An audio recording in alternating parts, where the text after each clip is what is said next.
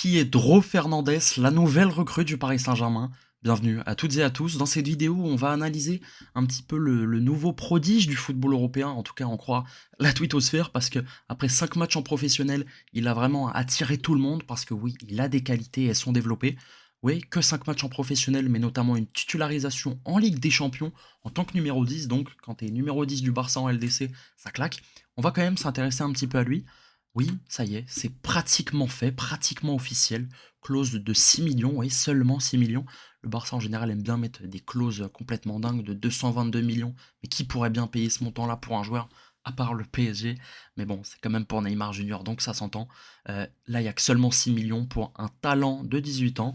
Et ben Paris a décidé de lever l'option et surtout a convaincu. Le jeune de 18 ans, il vient de les avoir, il est mi-espagnol, mi-philippin. Ça, c'est un double nationalité qu'on n'a pas l'habitude de voir. Mais voilà, c'est bien de voir des joueurs originaires d'Asie se montrer un petit peu plus. Et il y en aura un autre au Paris Saint-Germain dans les prochaines heures, prochains jours, prochaines semaines. Avant de rentrer dans le détail du joueur, de ses caractéristiques, parce que je me suis quand même maté ses bouts de match pour avoir de la matière pour vous exposer ses qualités, ce que je pense de lui, avec ma vérité à moi, hein, ce n'est pas celle de tout le monde. Pedri, qui est peut-être le meilleur milieu du monde, à débat avec Vitinha et peut-être Maxime Lopez. En tout cas, c'est un des trois, ça c'est sûr. Au Barça, nous avons beaucoup de talent, mais celui que j'aime vraiment, c'est Dro. Il est très bon, plein de qualités, tout semble lui réussir facilement. Bon, quand tu as juste Pedri qui te dit ça à ton sujet, bon, c'est que tu as l'air d'avoir tapé dans l'œil de quelqu'un, et notamment Luis Campos. Rappelez-vous, l'été dernier, il était question de rappeler Rodrigo Mora, en tout cas de tenter de le recruter, parce que Mayulu, bon, il y avait ce but en finale de Ligue des Champions, mais on pouvait avoir des doutes, et on se disait surtout, est-ce qu'on peut pas avoir les deux? Bon, la réponse, elle est sans appel. Rodrigo Mora, en plus, la hype est gentiment en train de retomber. Il y avait des sélections avec le Portugal, il n'y en a plus, et il y a surtout plus de place de titulaire. Il est très jeune, je crois que c'est un 2007 ou 2008, et il a l'air d'avoir un talent monstre. C'est peut-être un peu tôt pour le Paris Saint-Germain, mais en tout cas, c'était pas trop tôt pour Dro Fernandez. Mayulu, en plus, on va en parler un petit peu plus tard, va être prolongé par le PSG, donc c'est soit Dro Fernandez, soit Rodrigo Mora. Bon, le choix est fait. Qui est-il? Parce que oui, on parle de Dro Fernandez comme si on parlait de Xavi ou Iniesta sur les réseaux sociaux. Tout le monde s'est revendiqué fin connaisseur du joueur. Bon, ok, j'y suis allé avec un peu plus de pincettes parce que à part de nom et un bout de match contre l'Olympiakos et contre l'Atlético, j'avais pas vu grand-chose. Donc je me suis refait ces 57 minutes contre l'Olympiakos. Il y a des qualités et j'ai quand même envie de vous en parler. Je vous le disais, il est né à Nigran, mais il est quand même originaire des Philippines de par ses deux parents. Il n'y a que 4 matchs en Liga cette saison, 6% des minutes jouées, mais bon, c'est en 2008, hein, il est tout jeune. Il y a quand même 57 minutes, je vous le disais, une titularisation contre l'Olympiakos. Ça, c'est vraiment gage de confiance. Déjà international avec les U18 espagnols, la prochaine étape, ce sera les espoirs. Et si tous les espoirs placés en lui se confirment, peut-être la sélection. Bon, vous le voyez ici, il y a Manchester City et Chelsea qui a été intéressés selon Fabrizio Romano, mais surtout les deux clubs les plus avancés c'était le PSG et Dortmund. Paris a raflé la mise, et tant mieux, hein, voir un énième crack arriver au Paris Saint-Germain, ça montre que la saison dernière du Paris Saint-Germain n'a pas été vaine, hein. On a envoyé un message à toute l'Europe, et ça y est, que ce soit les Doué, les Barcola, les Mbaye, les Mayulu, soit ils ont envie de venir, soit ils ont envie de rester et prolonger. Et ça, c'est une excellente nouvelle. 1,80 m, contrat jusqu'en 2027, mais on s'en fiche un peu, vu qu'il y avait une clause, eh oui, hein, peu importe le contrat, si tu lèves la clause et que tu as l'accord du joueur, bienvenue au Paris Saint-Germain. On y reviendra un petit peu plus tard, mais les postes qu'il a selon Transfermarkt, c'est ailier gauche et numéro 10. Il faut savoir qu'il a été formé en tant que numéro 6, milieu relayeur, milieu 8, vous avez compris. En tout cas, il peut jouer sur le papier l'intégralité des postes au milieu de terrain, voire même ailier gauche. Ok, ça c'est quand même très sympa. En pied inversé, il est droitier, donc ça se fait. Hein. Kvaratskhelia, Barcola, c'est un petit peu cette idée-là.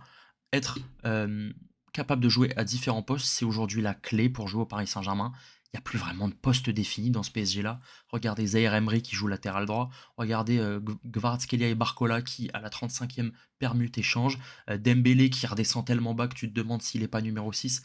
Bref, ce PSG, c'est ça, c'est du mouvement perpétuel parce que tu as des joueurs pétris de talent. Je vous disais qu'il avait joué que 5 matchs en professionnel, notamment une demi-heure contre l'Atlético dans un match qui compte, dans un match important.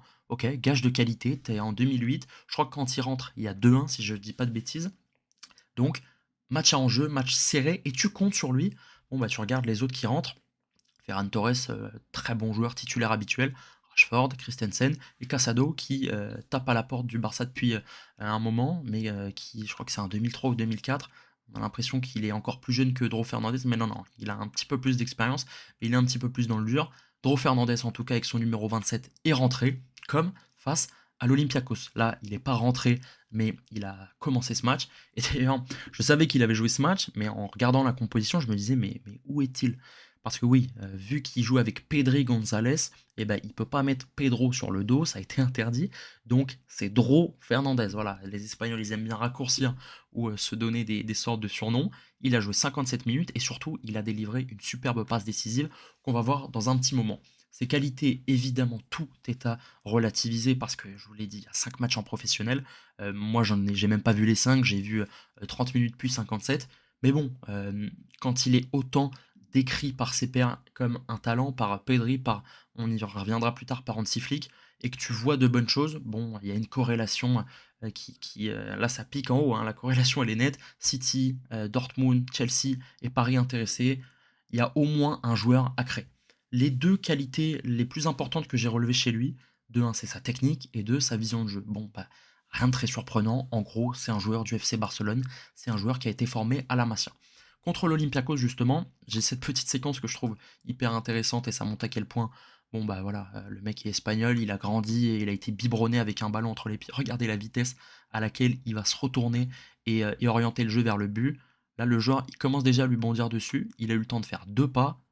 Dro Fernandez, il est déjà retourné, prêt à s'engager. Derrière, il monte le ballon. Il se permet d'utiliser Rashford en fixation, ce qui permet aux deux défenseurs d'être concentrés sur Marcus Rashford. Celui-là, il est dans le vent, on l'a vu tout à l'heure sur sa prise de balle. Donc il fixe, il donne à Fermin Lopez. Résultat, passe décisive et but pour une première en Ligue des Champions. Ça claque. Sa technique, hein, là c'était la vision de jeu et la technique. Bon, là c'est un petit peu plus de technique. Euh, dans ce genre de situation qui semble impossible, où il est dos au dos au défenseur, alors là, il faut que Rashford il lui crie ça arrive vraiment très fort. Et derrière, sur une simple prise de balle, là tu te dis, ok, est-ce qu'il va, il va le charcuter, là, c'est pas possible. Non, non, pas de souci, c'est petit pont, élimination du joueur. Le deuxième arrive, c'est quoi, ça a l'air d'être la Sociedad, on dirait Robin Lenormand, mais c'est pas possible, vu que c'était il y a quelques temps. Pas de souci, il va également l'éliminer pour donner un ballon à Rashford. Ça finira pas en frappe ni en but, mais voilà, simplement pour vous montrer de quoi il est capable. C'est un tout petit échantillon de choses qu'il est capable de faire. Il y a beaucoup de choses aussi qui fait, bon, c'est le propre des nouveaux joueurs, pas énormément de prise de risque, beaucoup de décrochage pour servir très rapidement ses partenaires et remonter très vite. Ça, au PSG, l'art dans cette matière-là, c'est Fabien Ruiz, pardon. Je devais prendre un coup d'eau qui est capable de redescendre, de piquer, de donner un ballon et tout de suite de resservir un Kvaratskhelia ou quelque chose d'autre. C'est lacune, oui, parce qu'il y a des points d'interrogation et il y a déjà des trucs à pointer du doigt. C'est à mettre en relief, vu que j'ai mis son physique, parce qu'il est un peu frêle, je vais vous montrer des images, et son impatience. Ouais, le mec, c'est un 2008, il vient d'avoir 18 ans. Je l'ai dit 10 fois dans cette vidéo, mais c'est tellement jeune qu'il faut quand même le préciser. Il a été titulaire en LDC et il veut plus de temps de jeu, il se barre. Ok, alors bon, ça veut dire qu'il est motivé, hein, il veut faire son trou, mais est-ce que c'est pas trop tôt? Est-ce qu'il n'est pas impatient? Est-ce qu'il n'a pas déjà un ego surdimensionné? On verra dans les prochains jours. Est-ce que c'est lui qui sent qu'il n'y a pas la place pour lui au FC Barcelone et donc il veut du temps de jeu, ce qui pourrait s'entendre, franchement, moi je comprends parfaitement. Mais par contre, tu vas au Paris Saint-Germain où la concurrence, elle est presque aussi compliquée. À la limite, demain tu signes à Dortmund, bon bah club ultra formateur qui a vu les plus grands cracks européens passer par ses rangs. Bon, ok, je vous parlais de son physique. Encore une fois, contre l'Olympiakos, bon déjà il court plus vite et il a l'air moins essoufflé. Mais regardez, il est frêle, hein. Les cuisses elles sont pas très épaisses.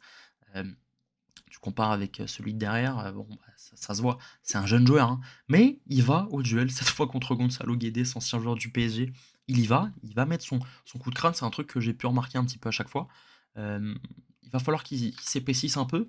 Il est un tout petit peu plus vieux que Ibrahim Mbaye. Bon, par contre, Ibrahim Mbaye, il est pas fait pareil. Alors, Mbaye est un joueur franco-sénégalais, c'est pas la même culture physique. On sait que quand tu regardes l'équipe sénégalaise qui joue une finale de Cannes tout à l'heure, il y que des colosses, que des mecs remplis de muscles, pas un pet de gras, c'est assez impressionnant. Et surtout, une autre déclaration qui me fait me rassurer quant à la suite de son physique. Rappelez-vous, quand Xavi Simons avait signé au Paris Saint-Germain, il avait dit: croyez-moi, au Barça, il ne travaille pas beaucoup dans le gymnase, il travaille avec le ballon, mais pas dans le gymnase. Autrement dit, on soulève pas beaucoup de poids, mais par contre, la technique balle au pied, elle sera irréprochable. Là, Lewandowski, je sais pas trop ce qu'il fait parce que le jab, il est pas bon du tout, là, Robin. Là, t'es ancré, il n'y a rien qui va. Mais en tout cas, un truc qui peut nous rassurer, il va se développer physiquement, mais un petit peu comme pourrait l'être un Dembélé. Il peut se développer, mais être fin et être rapide, c'est aussi ce qui fait de lui un joueur supérieur, qu'il n'est pas encore, mais qui pourrait le devenir. Donc s'épaissir, oui, pour pas être trop frêle et se blesser tout le temps, mais pas trop, pour pas perdre toute sa vivacité. Je vous disais qu'il fallait évidemment tout mettre en relief, mais quand je vois la déclaration de Pedri et quand je vois surtout celle d'Hansi Flick, je me dis qu'on tient un crack, en tout cas un mec qu'il faut suivre de très près. Hansi Flick, 2 Ligues des Champions, plus de 10 ans à coacher le Bayern, le Barça, l'Allemagne, bref, enfin, plus que référencé, top 3 coach du monde, te dit que c'est la plus grosse déception de sa vie.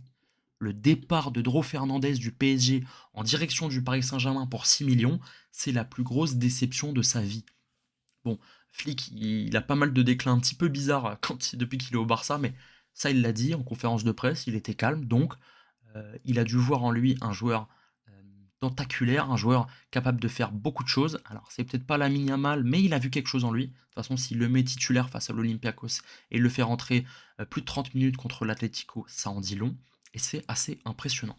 C'est bien d'avoir ses qualités, d'avoir ses potentiels défauts à gérer, mais quel rôle? Parce que tu peux être le meilleur joueur du monde comme Kylian Mbappé et être au Paris Saint-Germain et ne pas te fondre dans le collectif, comme Kylian Mbappé. Bon, vous m'avez compris, c'est bien d'être un super joueur, mais si tu n'arrives pas à te fondre dans un collectif, si tu n'arrives pas à donner la bonne pièce au bon moment, donner le bon ballon, être le joueur clé à ce moment précis, comme Gonzalo Ramos, tu n'auras pas ta place. Bon, déjà, cette saison et l'année prochaine, j'ai un petit peu de mal à voir comment il va évincer un de ces trois-là. Neves, Viti et Ruiz, compliqué. Je pensais qu'honnêtement Fabien Ruiz allait pas s'éterniser au Paris Saint-Germain parce qu'il dégageait pas un intérêt et un amour considérable. Bon, finalement, il va prolonger jusqu'en 2029. Très bonne nouvelle. Honnêtement, il est énorme depuis l'Euro, depuis plus de 2 ans maintenant, joueur clé de la dernière Ligue des Champions. Donc, très content qu'on le garde. Et derrière, Barcola, il est dans le tweet, mais on s'en fiche un peu, c'est surtout Mayulu. Lui aussi est en train d'être prolongé. Alors en tout cas, Paris a commencé à négocier. Euh, donc la volonté est de garder ces deux-là. Ça veut dire au moins 4 mecs au milieu de terrain, sans compter Zaire Emery, sans compter Doué que tu peux mettre au milieu de terrain, sans compter Jantou, sans compter Lee Kangin. Il y a beaucoup de concurrence. Mais si aujourd'hui Luis Enrique et Luis Campos vont chercher un talent comme ça, oui, il y a l'opportunité, mais tu as forcément, si tu as réussi à le convaincre, une idée de jeu derrière la tête. Tu te dis, je vais en faire quelque chose de ce talent. Je vois sans problème demain au Paris Saint-Germain Doro Fernandez rentrer 30 minutes, s'il est bon 2 semaines après être titulaire face à Angers. Euh, ouais, parce que Quentin Djantou et tous ces mecs-là, ils ont joué euh, déjà en Ligue des Champions. Regardez, on en reparlera peut-être un peu plus tard. Quentin Djantou a été titulaire contre Tottenham en tant que numéro 9. Ibrahim Mbaye a été titulaire avec Mayulu en début de saison face au FC Barcelone. Donc Luis Enrique n'a pas peur de confier les rênes aux jeunes. Autre chose, j'en parlais un petit peu plus tôt, la pluralité des postes. Ça, c'est quelque chose qui va lui permettre dans tous les cas d'avoir du temps de jeu. Parce que actuellement, on a Neves de blessé, on a Njantou de blessé, on a Lee Kangin. Donc tu enlèves 3 gars, sachant qu'Achraf Hakimi est à la canne, même s'il va revenir, tu peux mettre Zaire Emery hors de la course parce qu'il va jouer latéral droit, qui est très bon d'ailleurs. Donc de pur milieu de terrain, actuellement, tu as Fabien Ruiz, Vitinha, Mayulu. Est-ce qu'on le considère comme un pur milieu de terrain? À vous de vous faire votre avis. Dans cette idée-là, il pourrait être le troisième ou quatrième milieu du PSG à 18 ans. Bon, alors est-ce que c'est beaucoup mieux qu'au Barça? Peut-être qu'il va jouer un petit peu plus que ce qu'il n'aurait joué au FC Barcelone parce qu'il y a tellement de jeunes talents au Barça que c'est compliqué. En plus, à son poste, il y avait Dani Olmo et il y avait Fermin Lopez. Fermin qui fait un énorme début de saison, un énorme mi-saison même. Donc il y a beaucoup de concurrence. Mais au PSG, ça va pas être forcément plus simple. Donc voilà, la petite analyse de Dro Fernandez. Si je dois, donner mon avis sur ce transfert, je suis content parce que, on risque pas grand-chose. On lâche 6 millions hein, pour un club comme le PSG, c'est que dalle, sur un mec qui a été, courtisé par, l'Europe entière. Quand tu vois les déclarations de Flick, tu te dis qu'il est dégoûté de perdre ce talent-là et pour booster un petit peu l'ego du PSG et de ses fans, ouais, ça y est, maintenant Paris attire ce genre de joueur. Alors ce genre de joueur, on s'entend, hein, c'est pas Lamine Yamal, mais ce genre de profil, un jeune talent, formé au Barça qui a été biberonné, au match de Lionel Messi quand il était petit et ben, il rêve aujourd'hui du PSG. Oui, parce que cette signature, elle démontre une volonté et un respect du club de la capitale française. Parce qu'aujourd'hui, Paris plaît, Paris excite, Paris attire. Et quand tu vois ce genre de talent-là venir, quand tu vois que bah, Mbaye, en fait, il est satisfait de son temps de jeu, donc il va prolonger, comme Mayulu, comme Jantou, comme tous ces mecs-là. Rappelez-vous, il y a quoi? Il y a 10 ans, bah, Coman, ah mince, on l'a laissé passer. Bah, Mike Maignan, ah zut, on l'a laissé passer. Ouais, parce qu'on n'arrivait pas à leur trouver une place. Christopher Nkunku, ah, on le met pas dans les bonnes conditions. Hugo Ekitike, plus récemment, qui est en train de faire les belles heures de Liverpool. En tout cas, avec Luis Enrique, je me fais pas de soucis parce que chaque joueur joue. Chaque joueur a sa carte à jouer, même Randal Kolo Muani l'a eu. Donc je me fais pas de soucis, je suis content de ce transfert. Je me dis pas que le Paris Saint-Germain va gagner une deuxième Ligue des Champions parce qu'on vient de recruter Dro Fernandez. Je suis juste excité à l'idée de le voir sur le terrain parce que du peu que j'ai vu, c'est un joueur pétri de talent. Voilà, j'espère que cette petite analyse pour vous amorcer au profil de Dro Fernandez vous aura plu. N'hésitez pas à nous donner un petit peu de force sur la virgule avec Neil et moi-même. On se donne un peu de mal pour essayer de faire des trucs sympas autour du foot, autour du sport. Alors à la prochaine, peut-être pour parler de son futur triplé en Ligue des Champions.